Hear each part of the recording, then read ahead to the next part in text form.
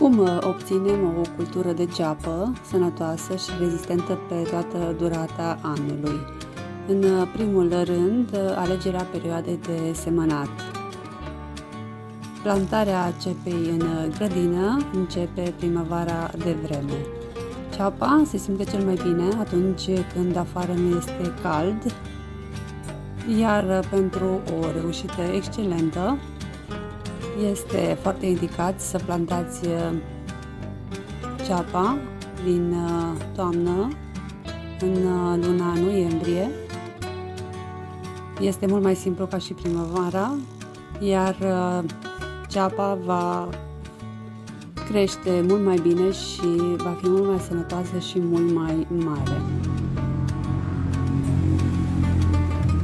Având în vedere că suportă foarte bine temperaturile scăzute, ea își va forma rădăcini, iar burienile din jurul ei nu vor apuca să o deranjeze și se va dezvolta foarte bine. Ceapa este foarte sensibilă la burieni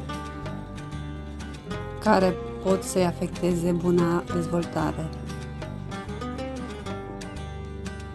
O greșeală frecventă în cultivarea cepei este fertilizarea bogată cu azot. În primele faze de dezvoltare a cepei nu se fertilizează solul cu azot, deoarece îi poate dăuna.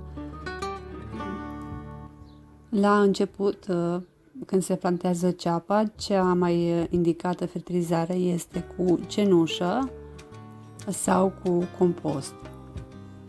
După ce ceapa crește și ajunge la nivel de ceapă verde, atunci se poate începe fertilizarea cu azot. În cazul de față, îngrășăminte cu gunoi de grajd. Ceapa se dezvoltă în soluri cu umiditate optimă. În condiții de secetă se obține ceapă de slabă calitate, mică și foarte iute.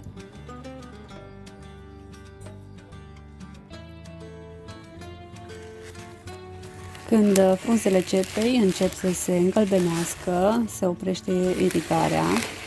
Excesul de apă în această perioadă duce la scurtarea rezistenței la păstrare pentru iarnă. Înainte de recoltare, ceapa se culcă la pământ, adică toate frunzele rămase se culcă la pământ pentru a-și dezvolta mai mult bulbii și pentru a începe procesul de uscare.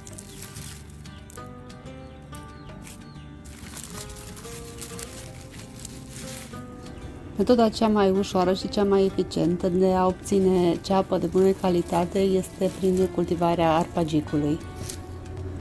Arpagicul trebuie să fie de calitate, să fie tare la apăsare și să nu aibă o mărime mai mare de 1,50 cm.